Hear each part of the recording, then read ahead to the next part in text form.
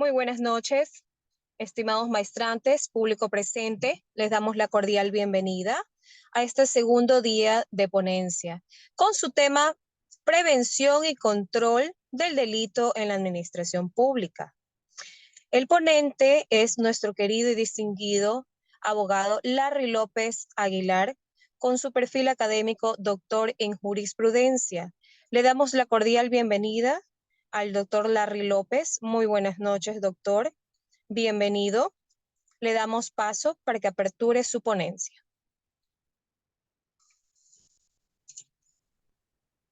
Muy buenas tardes, estimados participantes del curso y compañeros maestrantes. Les saluda Larry López, soy doctor en jurisprudencia, como ha sido indicado, y estudiante de la maestría de Derecho, Convención y Procesal Constitucional de la Universidad Estatal de Milagro. Voy a proceder a compartir pantalla.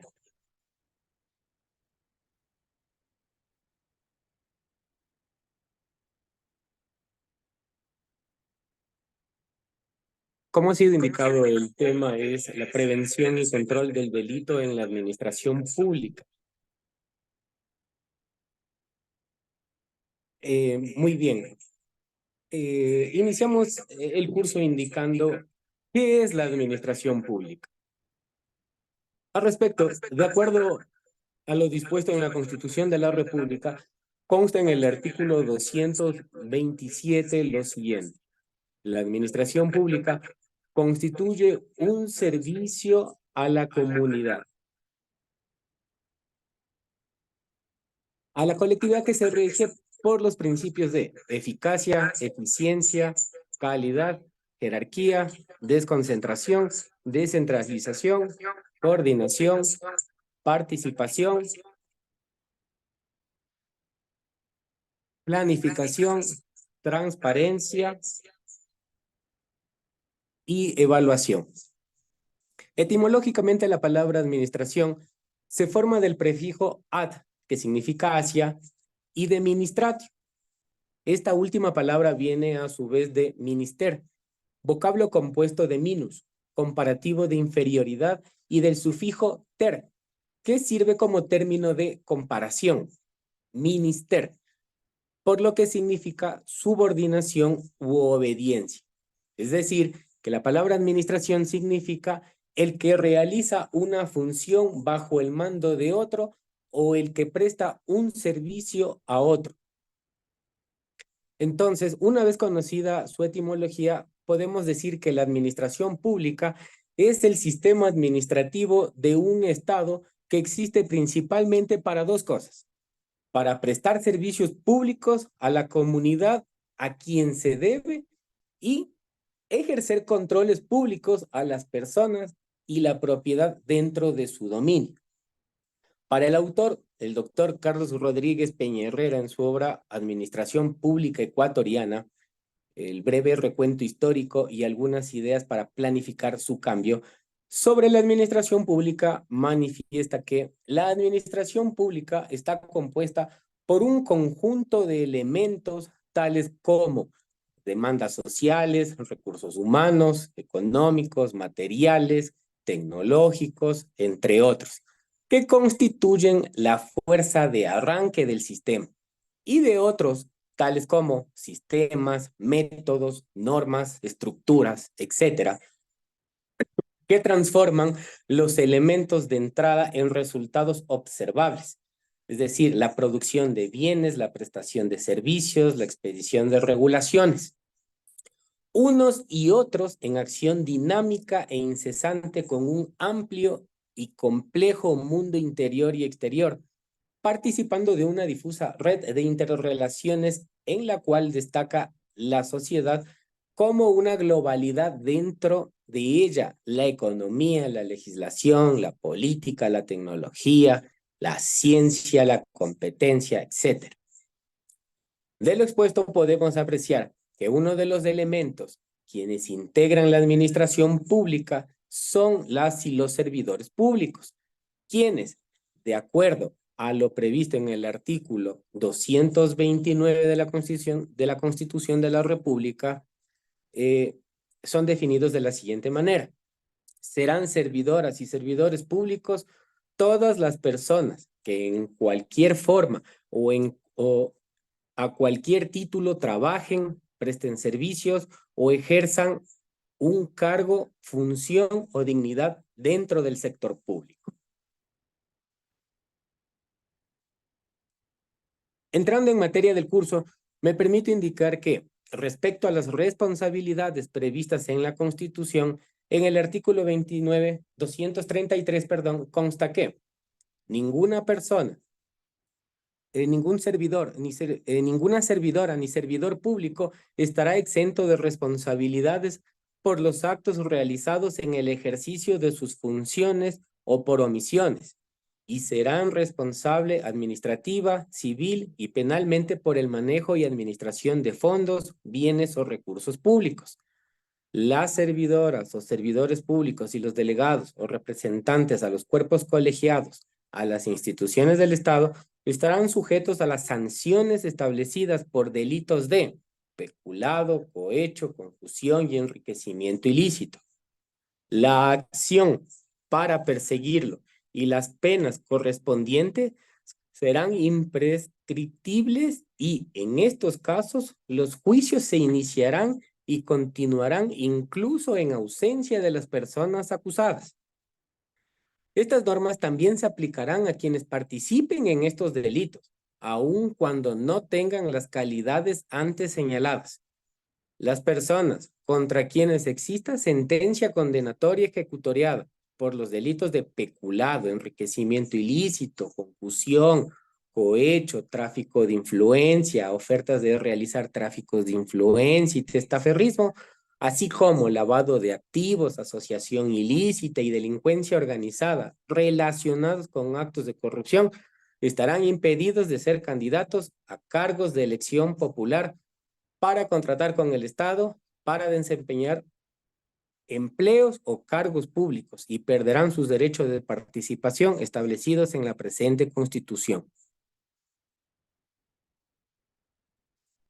De la lectura antes señalada podemos entonces identificar que los principales delitos contra la administración pública de manera concordante con la Constitución de la República y que se encuentran a su vez tipificados en el Código Orgánico Integral Penal son los siguientes: el peculado, el enriquecimiento ilícito, el cohecho, concusión, tráfico de influencias, oferta de realizar tráfico de influencias, testaferrismo.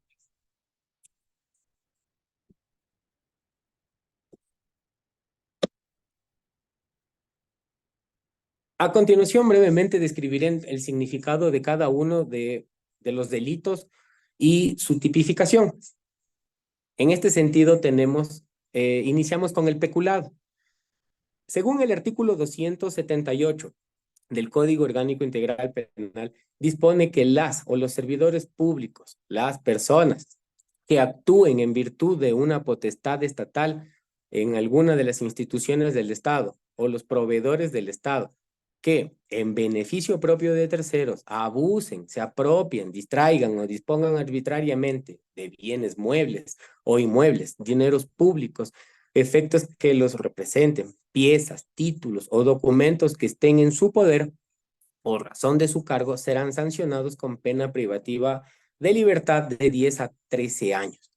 Como podemos observar, el delito de peculado como tal se configura cuando el servidor público, en uso de sus atribuciones y su cargo, se apropia o utiliza de manera fraudulenta los bienes estatales, cuya administración como tal le están confiados en razón de su cargo. Para que el delito de peculado se configure como tal, es necesario acreditar la indebida utilización de dichos fondos, corroborándolo a su vez con un análisis contable, donde se demuestre que dichos daños o afectaciones han sido grandes y han dado como consecuencia un daño al Estado y un aumento en los bienes de quien propicia dicho daño. Perdón. El bien jurídico que se lesiona en este tipo de delitos es la regularidad utilitaria en los procesos de la administración pública o de los servidores públicos como tal. De ahí que la corrección y buena marcha de las instituciones públicas, pero sobre todo la fidelidad con que los servidores públicos deben desempeñar sus cargos. La naturaleza del delito del peculado es el perjuicio patrimonial que afecta a la entidad pública por la mala administración que se está dando y llevando sobre los recursos estatales.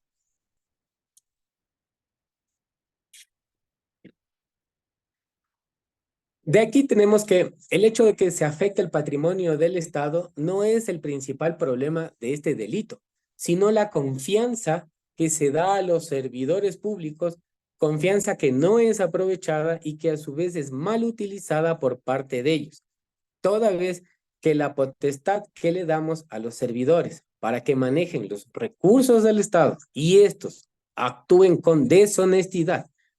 Así quienes hayan cometido el ilícito reintegren los valores del delito ya está cometido y el daño que causan al Estado es irreparable, pues hay que tener en cuenta que no solo se afectan las arcas del Estado, sino que también se menoscaba la confianza en sus administradores. De ahí que el empleado público o el servidor público en diversas legislaciones es considerado como el obligado de manera directa o indirecta a tener el cuidado respectivo sobre sus funciones y a su vez sobre sus actuaciones. Las mismas que deberían y deben de ceñirse de manera directa a lo contenido y determinado dentro de la ley, evitando así cualquier perjuicio no solo económico contra el Estado, sino que también en contra de la imagen misma, así como de la confianza generada sobre esta, ¿no? Entonces, como pudimos observar, la Constitución de la República nos hace mención en el artículo 233 que el cometimiento de este ilícito conllevaría a una responsabilidad penal, por lo que incurre en responsabilidad penal los funcionarios que en el ejercicio de su cargo realizan actos u omisiones que constituyen un delito previsto y penado por la ley. Entonces, de ahí el hecho de que el servidor público, que yéndose en contra de todo precepto legal, incurriera en un acto doloso que se encuentre tipificado como delito de peculado, será responsable penalmente y obtendrá la sanción que se considere pertinente, analizando desde una manera objetiva cualquier tipo, incluso de agravante al momento del cometimiento del ilícito.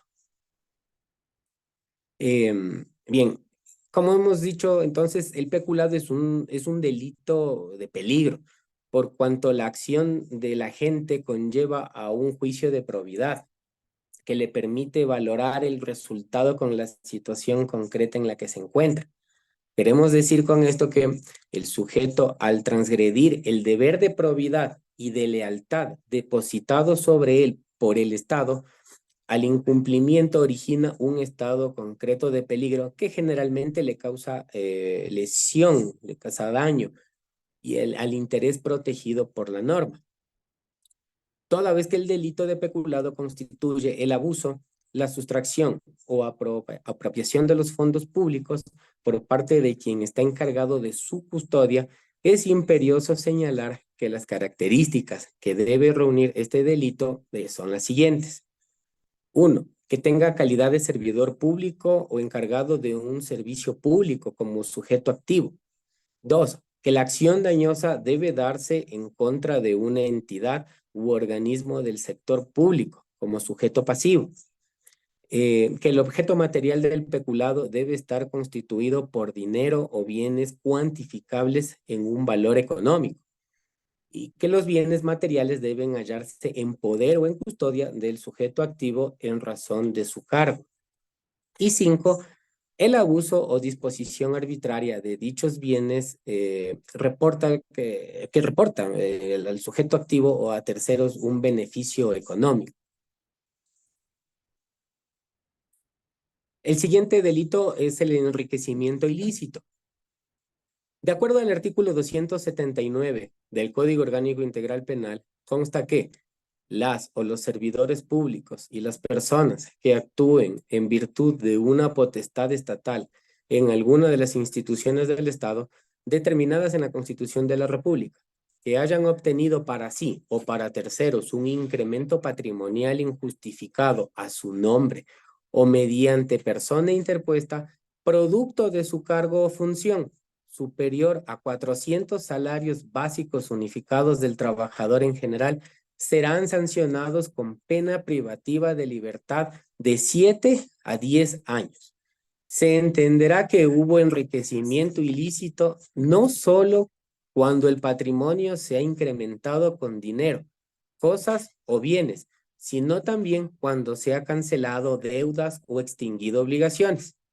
Si el incremento del patrimonio es superior a 200 y menor a 400 salarios básicos unificados del trabajador en general, la pena privativa de libertad será de 5 a 7 años. Si el incremento del patrimonio es hasta 200 salarios básicos unificados del trabajador en general, la pena privativa de libertad será de 3 a 5 años. Bien, el delito de enriquecimiento ilícito desde la época antigua tiene su origen en el derecho romano, ya que se perjudicaba al orden público y a la seguridad del Estado, ya que los encargados también de los reinos de las épocas antiguas procedían a sustraer los bienes que pertenecían a los reyes para incrementar su patrimonio. Sin embargo, proyectándonos hasta la actualidad, esta acción que consiste en el ánimo de lucro y la conducta inmoral que a través de la administración pública puede afectar a la sociedad, ya que genera un problema colectivo con el afán de que los servidores públicos aumenten injustificadamente su patrimonio. La Constitución de la República es una norma garantista de derechos y deberes y establece como uno de los deberes primordiales del Estado el garantizar una sociedad democrática y libre de corrupción, como lo determina el artículo 3, numeral 8, donde indica que sus habitantes tienen el derecho a una cultura de paz, a la seguridad integral y a vivir en una sociedad democrática y libre de corrupción, siempre ponderando los derechos humanos.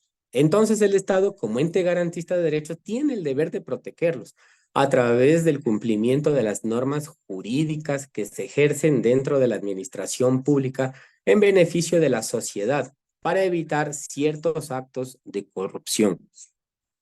Entonces, el enriquecimiento ilícito tiene relación directa con la corrupción dentro de la función pública de un Estado sin la regulación y el control adecuado. Es decir, los servidores públicos se enriquecen por medio del Estado o también llamado administración pública. Este tipo de delito se caracteriza entonces especialmente porque el servidor, abusando de su cargo o la función pública, vulnera derechos de la institución en la cual desempeña sus servicios. Entonces, al formar parte del Estado ecuatoriano, la Constitución establece que al ingreso de sus actividades en la administración pública, la obligación de presentar es una declaración juramentada patrimonial sobre sus activos y pasivos. Y de acuerdo al artículo 231 de la Constitución, establece que los servidores públicos, sin excepción, al iniciar y finalizar su gestión y con la periodicidad que determine la ley, presentarán la declaración patrimonial donde se incluirán los activos y los pasivos, así como la autorización para que, de ser necesario, se levante el sigilio de sus cuentas y quienes incumplan este deber no podrán posesionarse de sus cargos. Bien, hablaremos sobre el cohecho como siguiente tipo penal. Según lo dispuesto en el artículo 280 del Código Orgánico Integral Penal, las y los servidores y las personas que actúen en virtud de una potestad estatal en alguna de las instituciones del Estado que reciban o acepten por sí o por interpuesta persona, donativo, dádiva, promesa, ventaja, beneficio inmaterial o beneficio económico individuo u otro bien de orden material para sí o para un tercero, ya sea para hacer, omitir, agilitar, retardar o condicionar cuestiones relativas a sus funciones, serán sancionados con pena privativa de libertad de 3 a 5 años. Se entenderá como beneficio inmaterial a todo aquel beneficio o ventaja intangible que por su naturaleza, al no tener un valor económico o patrimonial cuantificable, no es susceptible de valoración alguna. Si la o el servidor público ejecuta el acto o no realiza el acto debido, será sancionado con pena privativa de libertad de 5 a 7 años. Si la conducta descrita es para cometer otro delito, la o el servidor público será sancionado con pena privativa de libertad de 7 a 10 años.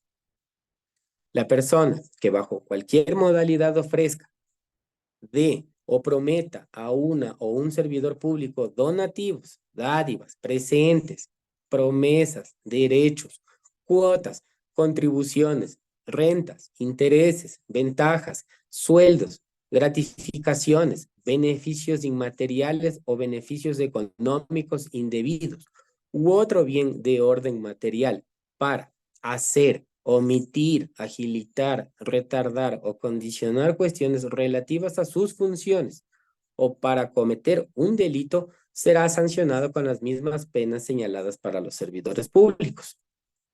Entonces, la persona que ofrezca, dé o prometa donativos, dádivas, presentes, promesas, derechos, cuotas, contribuciones, rentas, intereses, ventajas, sueldos, gratificaciones, beneficios inmateriales o beneficios económicos indebidos u otro bien de orden material a un funcionario extranjero o cualquier persona que ejerza una función pública para un país extranjero, incluso para organismos públicos o para una empresa pública, o cualquier funcionario que represente o representante de un organismo público internacional, ya sea que lo haga de forma directa o mediante intermediario para beneficio de este o para un tercero o para que ese funcionario que en relación con el cumplimiento de deberes oficiales actúe o se abstenga de hacerlo, será sancionado con las mismas penas señaladas para los servidores públicos. Bien, de lo expuesto, el cohecho es un delito contra la administración pública, un acto bilateral que afecta a la rectitud y buen proceder propios del funcionario público en cumplimiento de sus funciones, corrompiendo el envase del dinero, de la dádiva, de la promesa para conseguir un beneficio injusto, mediante la acción u omisión de dicho funcionario. En el cohecho aquí intervienen los siguientes sujetos. El activo, que es el servidor público, que es la persona que comete el delito. El sujeto activo debe hacer actos justos, pero no sujetos a retribución. Abstenciones de actos de su obligación o del orden de sus deberes. Aquí también encontramos el cohecheador, que es quien ofrece el dinero o la dádiva, los presentes o la promesa a cambio de que el funcionario público haga o deje de hacer algo justo o injusto relacionado con sus funciones. Para ser un sujeto activo de cohecho, se requiere que el acto, digámoslo así, comprado, se haya sometido a la competencia de ese servidor público que llevará a cabo el cohecho. Entonces, por decir, en la función judicial pudieran ser los jueces, ellos también son servidores públicos, pudieran ser los árbitros, pudieran ser los mediadores, como por ejemplo, como dar por dar un ejemplo, o cualquier otro servidor de institución que integra el servicio público.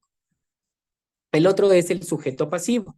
El sujeto pasivo es el titular del bien jurídico protegido, es el Estado. Es la persona físico-moral sobre la que recae también el daño causado por la conducta del sujeto activo. El cohecho pasivo consiste en el que el sujeto activo del delito, que es el funcionario o el servidor público, acepta o recibe una dádiva como un acto posterior a la oferta o promesa del cohechante para ejecutar actos de su oficio o empleo, solicitados por el cohechador y que se hallen dentro de la competencia de este mismo, ¿no? Entonces, el cohecho es de participación necesaria, ya que requiere que es una pareja, ¿no? Que sean el oferente y el retribuyente, el cohechante y el aceptante, el inductor o el inducido. Entonces, la conducta del responsable del cohecho consiste entonces en recibir y aceptar dinero o dádivas, o aceptar una promesa de una retribución.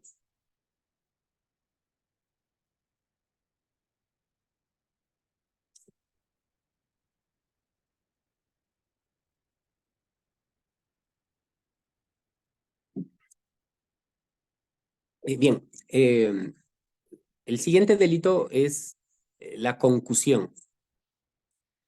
De acuerdo al artículo 281 del Código Orgánico Integral Penal, las y los servidores públicos y personas que actúen en virtud de una potestad estatal en alguna de las instituciones del Estado determinadas en la Constitución de la República, sus agentes o dependientes oficiales que abusando de su cargo o funciones por sí o por medio de terceros ordenen o exijan la entrega de donativos, dádivas, presentes, promesas, derechos, cuotas, contribuciones, rentas, intereses, ventajas, sueldos, gratificaciones, beneficios inmateriales o beneficios económicos indebidos u otro bien de orden material serán sancionados con pena privativa de libertad de 3 a 5 años. Si la conducta prevista en el párrafo anterior se realiza mediante violencia o amenazas, la o el servidor público será sancionada con pena privativa de libertad de 5 a 7 años. Se aplicará el máximo de la pena prevista cuando se realice aprovechándose de una declaratoria de emergencia o un estado de excepción. En la concusión, el bien jurídico protegido es el normal y correcto funcionamiento de la administración pública, por lo cual los funcionarios deben observar rectitud, fidelidad, transparencia, honorabilidad, pulcritud y probidad para garantizar que no se cometan abusos de las funciones para obtener utilidad o beneficio indebido del cargo público. Concusión es un término que procede del latín concusio omnis, que equivale a conmoción, una sacudida, una mordida. También se afirma que concusión tiene su origen en concutere, que significa sacudir el árbol para que caigan sus frutos. La concusión es un acto ilegal que comete un servidor público exigiendo a otra persona una contribución o beneficio indebido. La concusión se refiere a la exacción ilegal y tiene lugar cuando un funcionario o servidor público en uso de su cargo exige o solicita a otra persona que le entregue una contribución, como ha sido indicado.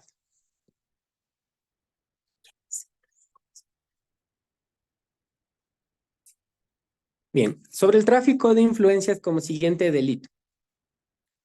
De acuerdo al artículo 285 del Código Orgánico Integral Penal, las y los servidores públicos y las personas que actúen en virtud de una potestad estatal en alguna de las instituciones del Estado enumeradas en la Constitución de la República, prevaliéndose de las facultades de su cargo o de cualquier otra situación derivada de su relación personal o jerárquica, ejerce influencia en otro servidor para obtener un acto o resolución que genere un beneficio económico o inmaterial favorable a sus intereses o de terceros, será sancionada con pena privativa de libertad de 3 a 5 años. El tráfico de influencias es un delito que se caracteriza por aceptar favores o donaciones a cambio de asistir de manera ilegal a un tercero. Todo ello bajo una investidura institucional proporcionada por el Estado. En líneas generales, se trata de un acto de corrupción. En principio, se caracteriza por ser una forma básica de corrupción desde y para el Estado. Es decir, un funcionario o una autoridad pública que representa el cumplimiento de la ley es quien usa sus servicios para violar esa misma ley. Este es un acto de corrupción que puede tener variantes, ¿no? Por un lado, puede ser directo. Esto significa que el beneficiario y la autoridad que toma la decisión final tienen contacto para el intercambio de favores. Por otro lado, puede ser indirecto, es decir, entre el beneficiario y la autoridad que toma la decisión final hay un intermediario. En este caso, se crea una red de corrupción. Entonces, el intermediario y la autoridad son los que reciben los beneficios de un tercero.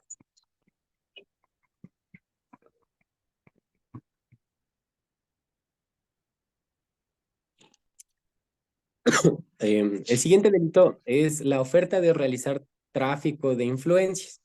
Em, Según el artículo 286 del Código Orgánico Integral Penal, la persona que ofreciéndose a realizar conducta descrita en el artículo anterior solicita arbitrariamente de terceros donativos, las dádivas, los presentes, las promesas, los derechos, cuotas, contribuciones, rentas, intereses, ventajas, sueldos, gratificaciones, beneficios inmateriales o beneficios económicos indebidos u otro bien de orden material para sí o para un tercero, por sí o por interpuesta persona, o acepte ofrecimiento o promesa, será sancionado con pena privativa de libertad de 3 a 5 años. Se aplicará en el máximo de la pena prevista cuando se realiza aprovechándose de una declaratoria de emergencia o estado de excepción. Aquí lo que podemos ver es que la persona que ofreciéndose a realizar la conducta descrita solicite de terceros estas dádivas o remuneraciones o acepte el ofrecimiento o promesa antes señaladas. Estos son sancionados con pena privativa de libertad hasta de 3 a 5 años. En este delito, el servidor público, entonces, lo que debe evitar es el soborno. Esa es su función principal, porque es su obligación hacer respetar la investidura de la cual está revestida su cargo. Entonces, esa es la función principal que tiene que cuidar el servidor público y evitar caer en este tipo de práctica. Em, como última figura voy a mencionar el testaferrismo. Según el artículo 289 del Código Orgánico Integral Penal, es la persona que consiente en aparentar como suyos los bienes muebles. ¿Quedarme en la casa o de mi mami? Por favor, para que silencien el micrófono, tengan la bondad. Repito, que las personas que consienten en aparentar como suyos bienes, muebles, inmuebles, títulos, acciones, participaciones, dinero, valores o efectos que lo representen, producto del enriquecimiento ilícito de la o el servidor o ex servidor o producto del enriquecimiento privado no justificado, será sancionado con pena privativa de libertad de 3 a 5 años. En caso de establecerse responsabilidad a personas jurídicas, serán sancionadas con su extinción y multa de 500 a 1000 salarios básicos unificados del trabajo en general. El testaferro es conocido, como hemos indicado, entonces podemos mencionar que el testaferro es conocido como la persona que recibe como dueño bienes o dineros de otro, que los consiguió de una forma ilícita. Es decir, sin poder justificar su accesibilidad de ellos de una forma legal. El testaferrismo es un delito, es como tal un tipo penal autónomo que no se limita a una sola persona, que es una figura jurídica utilizada por el crimen organizado para sus actos delictivos. Entonces, podemos decir como por ejemplo el evadir los impuestos, quitar herencias, vulnerar derechos, etcétera. Este delito se produce cuando entonces una persona presta su nombre e identidad para adquirir los bienes y propiedades, vehículos, etcétera, a nombre propio. Entonces, el testaferrismo tiene consecuencias graves para el Estado y por sin duda para la persona que presta su nombre. Señala el autor Rodríguez y Quijano que el testaferrismo en el Ecuador es una figura considerada dentro del crimen organizado con fines netamente delictivos y que, por ejemplo, el prestar los nombres, las firmas, las facturas, cuentas, con el fin de poder crear negocios, empresas, adquirir bienes o realizar transferencias para beneficio de un tercero de una manera ilegal. Aquí lo que recomiendan es que impulsar campañas orientadas a la ciudadanía para que tomen conciencia de que pueden convertirse en testaferro de personas desconocidas o de personas muy cercanas también, ¿no? Que quien acepta ser administrador o socio de una sociedad mercantil, sabiendo que las mismas se dedican a actividades delictivas, así no concrete su representación, igual comete un delito. Las personas que accedan a figurar como socios o administrar sociedades empleadas por terceros en actividades vinculadas con delitos sufrirán penas privativas de libertad. Bien. Me voy a permitir compartir dos pequeños videos en función del tiempo, pero son videos muy prácticos que he podido descargar y que me gustaría compartir en donde se va la expositora va a darnos su exposición sobre cómo estos delitos afectan a la eficiencia de la administración pública.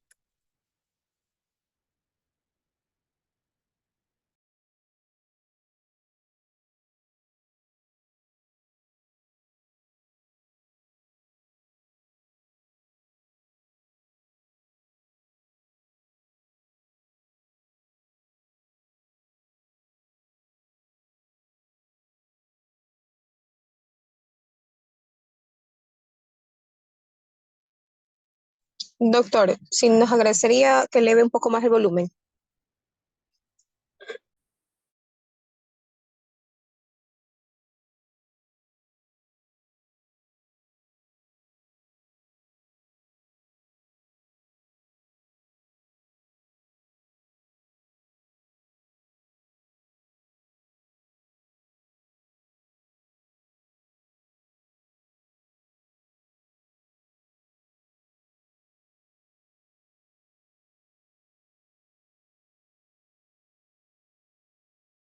Que a esas personas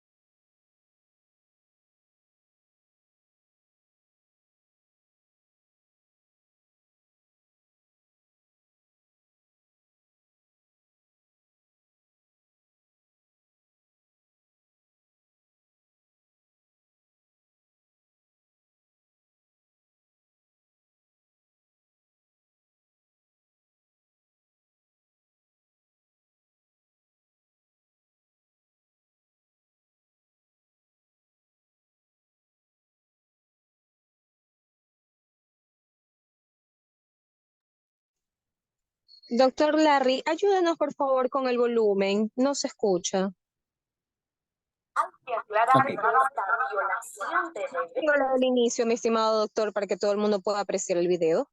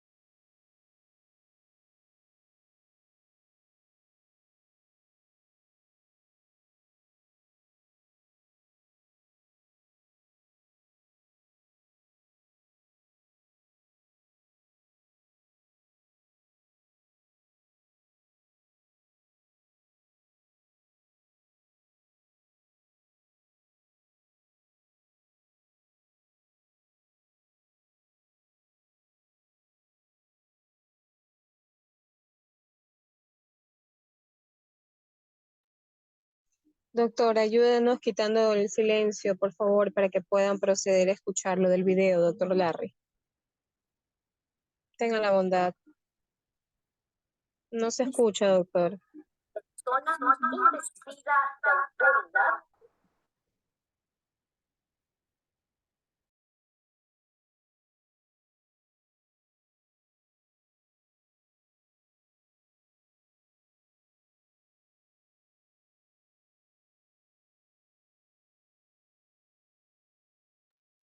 Doctor, no se escucha.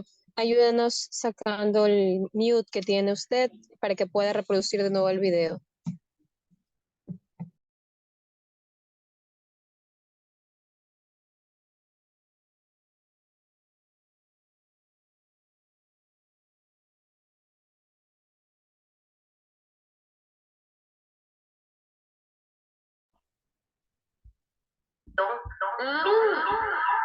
Se encuentran muy bien. Hola amigos, muy buen día. Espero que se encuentren muy bien.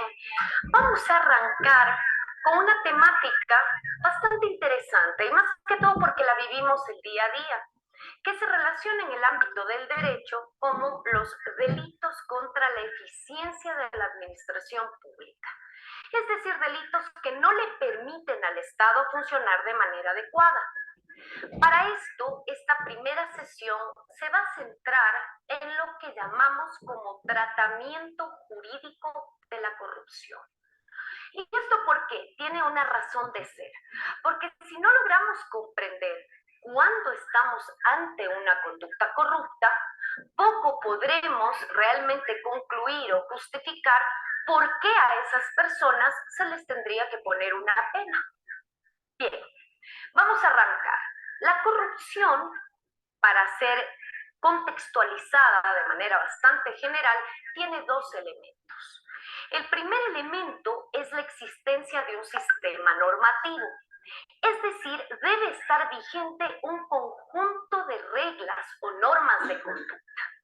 Y el segundo elemento se refiere a la presencia de una persona investida de autoridad o de poder, ya que esta persona es la que tiene la capacidad de adoptar decisiones, pero lo va a hacer con una finalidad de obtener ganancias indebidas o de favorecer indebidamente a su entorno. El profesor Ernesto Garzón Valdés, de forma muy clara, define la corrupción como la violación limitada de un deber con el propósito de conseguir un beneficio personal ilegal. Hay que aclarar que esta violación de deberes es limitada, porque el corrupto al fin de cuentas realiza cálculos entre lo que consigue y la manera de cómo lo encubre, de cómo lo tapa, para así no perder su posición privilegiada dentro del sistema. En palabras sencillas, el corrupto necesita de su posición para seguir aprovechándose de lo que mal consigue día a día. Esta operatividad, que en la mayoría de ocasiones se vuelve cíclica y hasta se arraiga como una mala costumbre, es la que desnaturaliza la razón de ser, por ejemplo, del Estado, ya que el Estado, si tiene incrustado dentro de sus estructuras a corruptos, no va a poder dar una respuesta eficiente a todos. Así, por actos de corrupción, no se pueden prestar, por ejemplo, debidamente los servicios públicos. Los gobiernos se ven en la necesidad de adquirir cada vez más préstamos que terminamos pagando todos nosotros. Por tanto, este dinero público abusado o desviado hará que no existan suficientes recursos para la compra de medicamentos de calidad, que se limite el acceso a la educación pública porque no hay suficientes plazas o no hay suficientes maestros como para atender la demanda. Y en general vemos que no hay una respuesta adecuada y justa a las necesidades básicas de una población. Lo comentado hasta aquí nos permite entender el por qué estas malas conductas deben ser sancionadas, ya que generan, y esto es lo importante, un perjuicio no a una, sino a todas las personas del conglomerado social. Y lo que es más grave, propician una desconfianza generalizada en las instituciones. Se las debe sancionar además porque no es viable tolerar que prime lo que se conoce como visión patrimonialista o personalista del poder. Es decir, que una persona quiera acceder a un cargo público, pero para beneficio personal, y no para servir a la colectividad cuando esa es la finalidad. Es decir, personas que se sirven del Estado en vez de servir. El corrupto, queridos amigos, cree que puede sacar provecho y, por tanto, por una gran variedad de mecanismos, tomar lo que no le pertenece. Y hasta podemos entender que también hay corrupción cuando se pagan favores con cargos. Se da cargo a personas que se entiende o bien se conoce, no tienen la formación necesaria para ejercerlos de una manera eficiente, de una manera que responda en verdad a las necesidades de un país. En resumen, y lo que se debe y con urgencia fomentar es una apropiada interiorización de cada una de las personas que van a acceder al servicio público, que deben prestar sus servicios de manera ética, de manera adecuada, de manera legal. Este tema se llama ética pública, que es muy interesante y dista mucho de una abstracción de hablar de conductas éticas, de no saber en todo caso cómo materializarlas, cuando eso sí es posible. A esa temática de la ética pública me voy a dedicar en nuestra siguiente charla, a la cual desde ya están cordialmente invitados.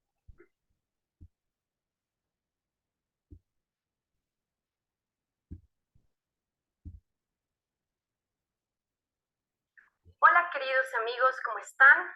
Muy buen día, les saluda Paulina Araujo en esta segunda charla de nuestro canal, en la cual me quiero dedicar básicamente a aquellas herramientas prácticas para controlar y prevenir la corrupción.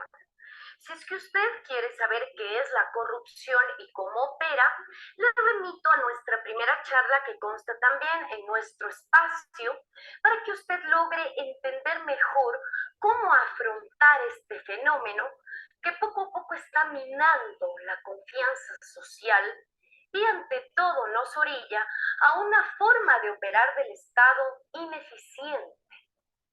Por la corrupción, el Estado no cumple su finalidad. Dicho esto, el día de hoy voy a tratar de reflexionar con ustedes acerca de los dos tipos de controles que existen para luchar contra la corrupción.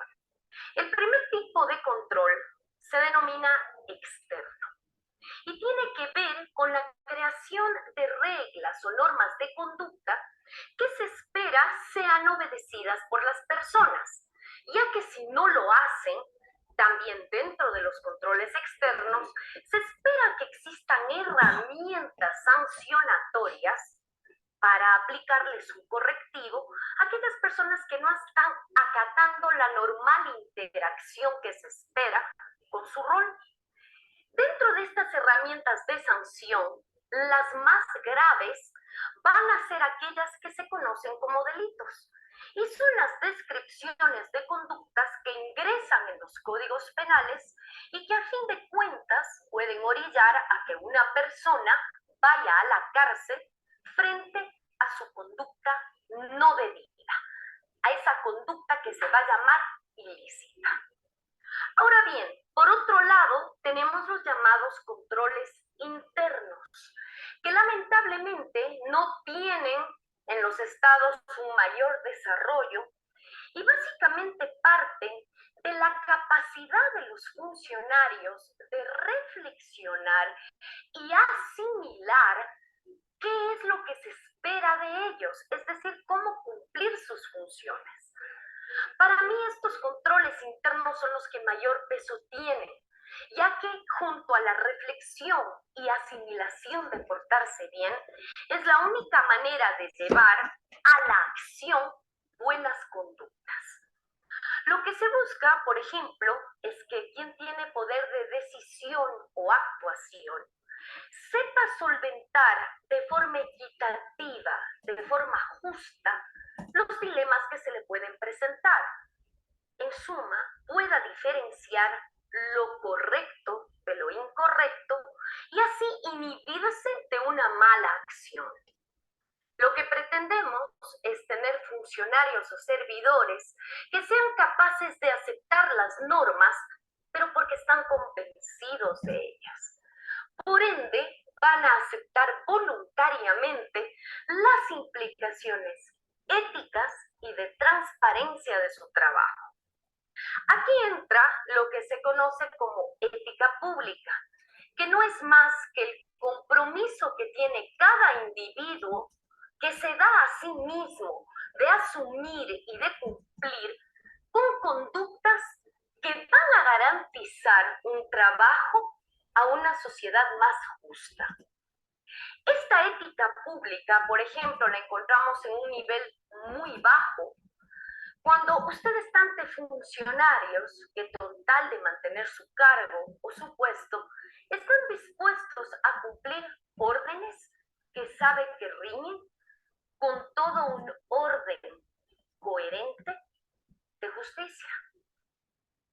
Acatan órdenes ciegamente, sin cuestionarlas, porque entiende que así van a tener menos complicaciones o garantizarán su estabilidad. Es decir, prima un pensamiento egoísta por sobre el bien común. Este nivel más bajo de ética también se puede dar para quien busca mantener el poder, y eso lo hace sin tener reparo alguno en dañar a las demás personas. Esto supone que no sabe distinguir el bien y el mal, y esto tiene que ser atacado.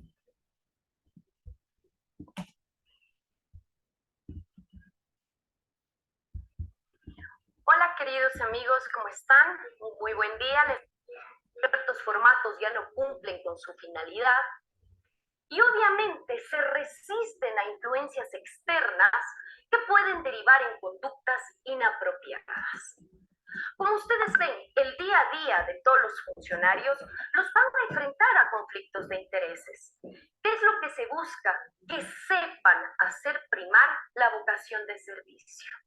No que prime un pensamiento egoísta de tratar de ver el beneficio propio, sino intentar servir de mejor modo a la colectividad.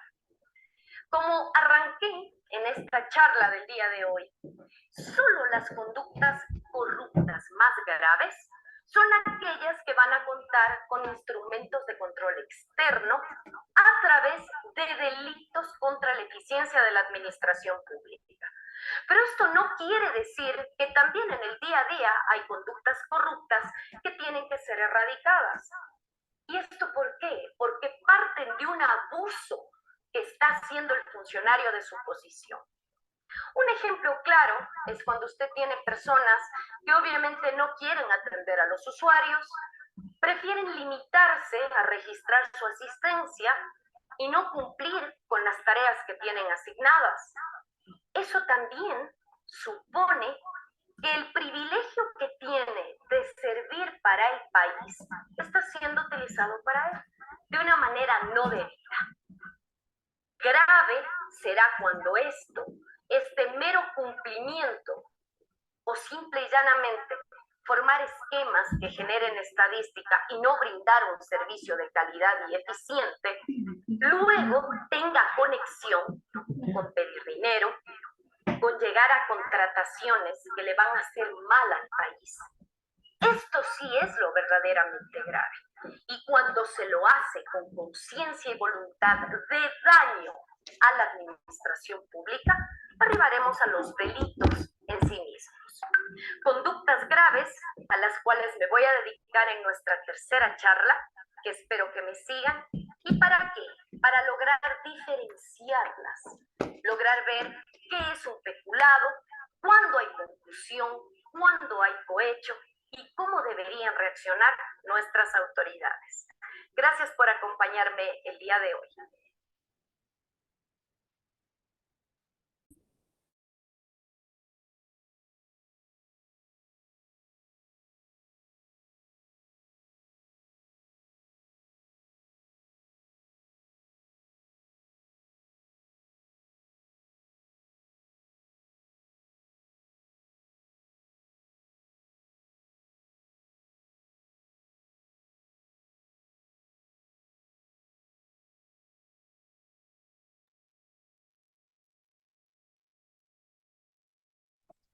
Doctor Larry, le damos paso. Una vez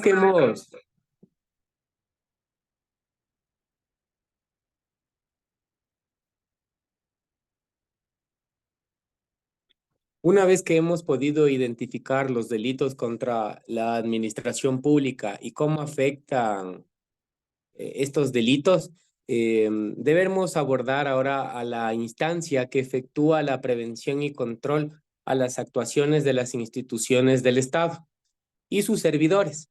Hablamos de la Contraloría General del Estado. Todas las sociedades a lo largo de la historia han intentado controlar el poder estatal que manejan, dando aún más prioridad a los servicios públicos con el objetivo de que se cumpla con las obligaciones tales como la honradez y la honestidad en todas las tareas que les son encomendadas a los servidores, tratando de lograr el bien común. Cabe señalar que la regulación de los bienes y recursos públicos son de gran importancia para el Estado, pues de esta manera las diversas actividades que éste realiza se manejan dentro de un ámbito regulado y que permite que el manejo de los bienes y servicios sean eficientes y eficaces con respecto a la utilización de sus recursos. De esta forma, los servicios públicos serán de mejor calidad y estas actividades estatales cumplan con los diversos planes y proyectos de gestión. Bien, ¿cuál es el rol de la Contraloría General del Estado frente a los delitos contra la administración pública? Perdón. De acuerdo a la Constitución de la República, en el artículo 211 dispone que la Contraloría General del Estado es un organismo técnico encargado del control de la utilización de los recursos estatales y la consecución de los objetivos de las instituciones del Estado y de las personas jurídicas de derecho privado que dispongan de recursos públicos. Así también, el artículo 212 de la norma constitucional dispone que serán funciones de la Contraloría General del Estado, además de las que determine la ley, en el numeral 2, la siguiente: determinar responsabilidades administrativas y civiles culposas e indicios de responsabilidad penal relacionados con los aspectos y gestiones sujetas a su control, sin perjuicio de las funciones que en esta materia sean propias de la Fiscalía General del Estado.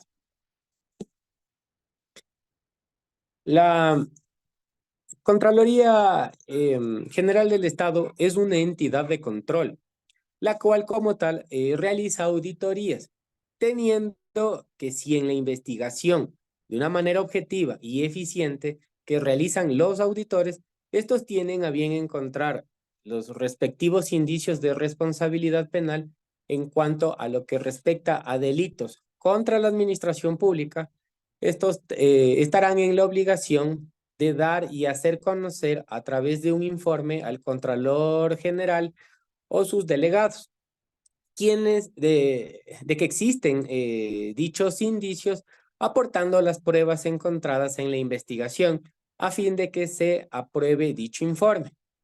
De ahí que luego de aprobar este informe, el mismo lo tendrán que remitir a la Fiscalía General del Estado, en conjunto con la evidencia acumulada para que se inicien las investigaciones correspondientes por vía penal y con ello seguir el debido proceso. Posterior a la remisión de los documentos a Fiscalía, en donde se da a conocer los indicios de responsabilidad penal, los mismos estarán a cargo de este organismo de investigación. Posterior a ello, la misma Fiscalía analizará los elementos encontrados que denoten dichos indicios de responsabilidad y, de ser procedente, se iniciará el proceso, la instrucción fiscal, en la etapa en la cual se podrá pedir, siempre que sean pertinentes, las medidas cautelares en defensa de los intereses del Estado, a fin de asegurar con ello que el daño causado al mismo no quede impune. Conforme la información constante en la página web de la Contraloría General del Estado, figura dentro de sus acciones de prevención que para la Contraloría capacitar en materia de control y auditoría gubernamental, tanto a servidores del sector público como a la ciudadanía en general, es una actividad trascendental para promover el uso adecuado de los recursos del erario nacional mediante un control preventivo de posibles delitos contra la administración pública y a la vez fortalecer una articulación entre el control público y el control social. En ese contexto, indica la información que desde el 28 de junio del año 2021 hasta el 28 de junio del año 2022 se ejecutaron 492 eventos de capacitación en los que participaron 39.532 personas. De estos 36.099 servidores de entidades, organismos o empresas públicas. 2.104 fueron funcionarios de la Contraloría y 1.329 fueron ciudadanos particulares. Que el objetivo es contribuir una conciencia sobre el buen uso de los recursos estatales y promover iniciativas de participación y vigilancia para garantizar la transparencia, la eficiencia y la eficacia en la administración pública. Indica la información, también se ejecutaron 31 eventos a nivel nacional bajo la modalidad presencial en los que se profundizaron los conocimientos de 1.558 profesionales de la Contraloría en temas como procesos de auditoría gubernamental, predeterminación, determinación y recursos de revisión de responsabilidades, patrocinio, indicios de responsabilidad penal, procesos coactivos, procesos de contratación pública, informes de pertinencia, entre otros. Indica que también en cooperación con la Unidad de Investigación de Delitos Financieros de la Policía, la Contraloría implementa el curso de análisis financiero para fines de detección y alerta temprana de delitos contra la administración pública. La eficiencia y el correcto uso de recursos públicos en la administración estatal requieren de la profesionalización permanente de sus servidores. Por ello, la Contraloría aporta a través de la implementación de su plan anual de capacitaciones para que los servidores públicos del país adquieran nuevos conocimientos, capacidades específicas y actitudes orientadas al adecuado ejercicio de sus funciones y puedan brindar servicios de calidad a la ciudadanía.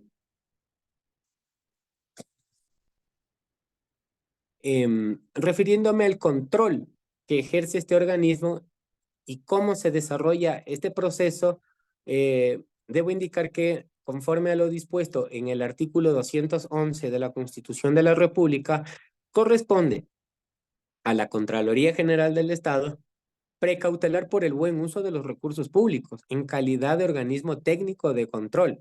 Y para cumplir con su cometido, la Contraloría utiliza, en el marco de un riguroso apego a la ley y la Constitución, las distintas modalidades de auditoría reconocidas a nivel internacional, entre ellas los exámenes especiales y las auditorías financieras.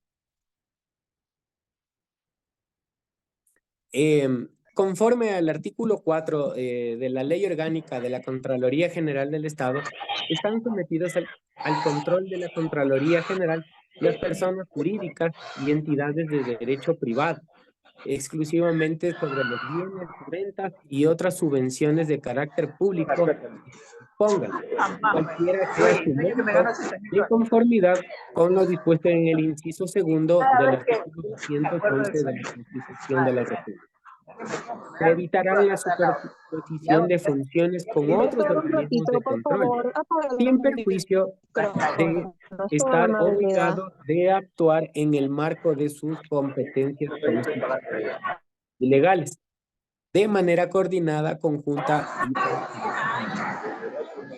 según el artículo 5 de la norma antes mencionada, las instituciones del Estado.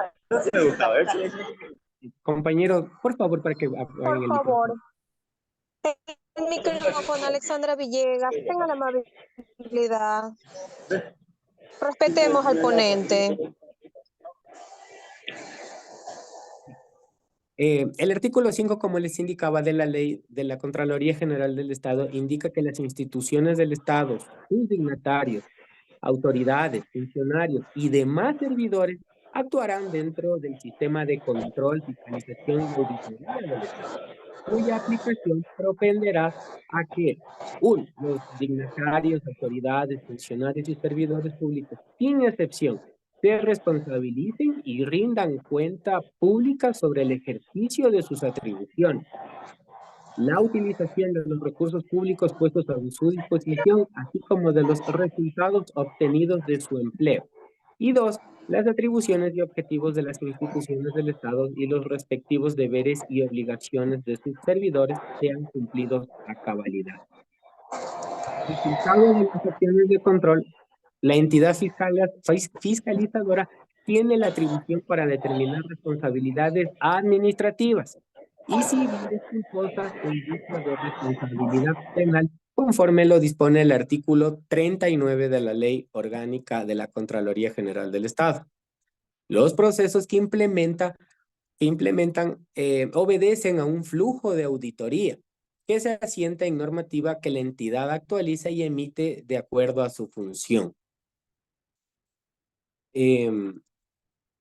La Contraloría, una vez iniciado su plan anual de control y determina las instituciones que serán auditadas, ejecuta las acciones de control a través de las unidades de auditoría interna en matriz o a través de las 23 delegaciones a nivel nacional. Una vez efectuada la auditoría, se elabora el informe de auditoría gubernamental, documento en el que se señalan las conclusiones y recomendaciones. Dicho informe puede establecer indicios de responsabilidad penal o también conocidas como las IRP, es la abreviación, ¿no? Por los que por ley son remitidos a la Fiscalía General del Estado para el respectivo trámite. Se debe indicar que los IRP pueden establecerse en cualquier momento durante la acción de control y no todas las acciones de control determinarán la existencia de indicios de responsabilidad penal.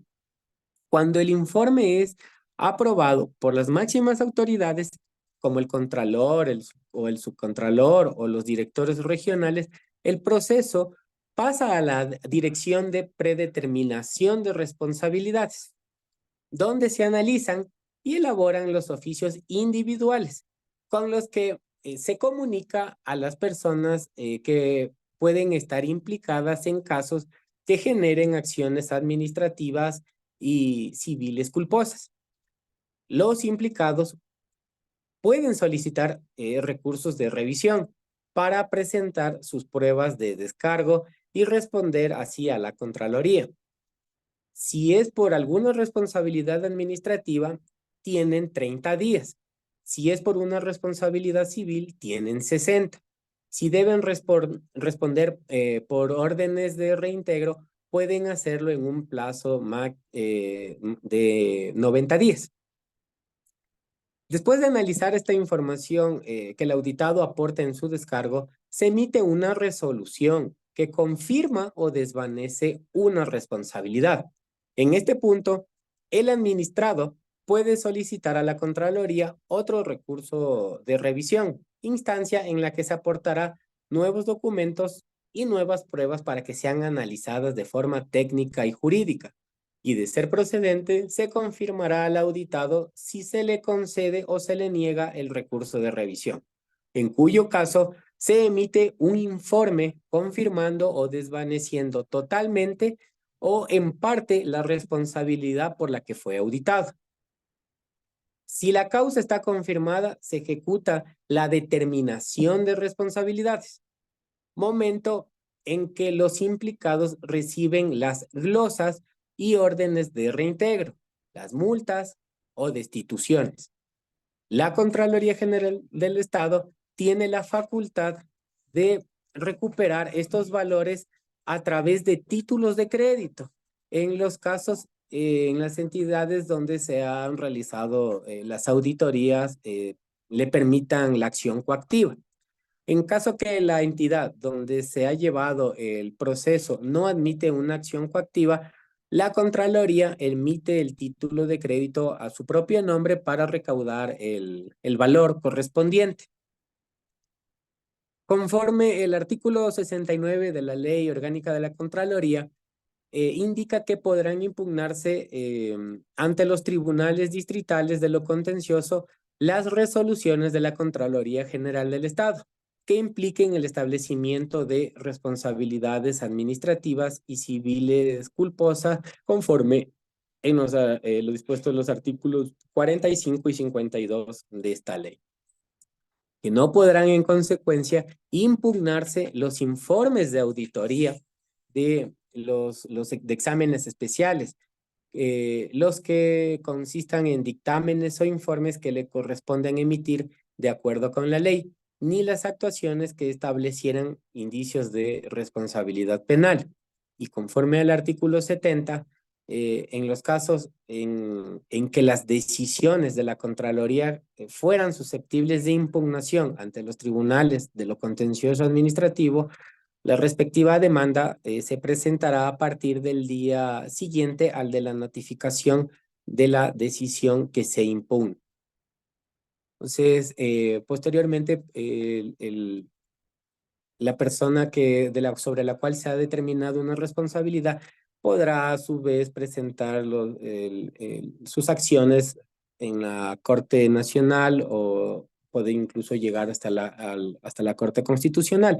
Pero la norma como tal nos indica que los recursos son presentados originalmente en el Tribunal Contencioso Administrativo.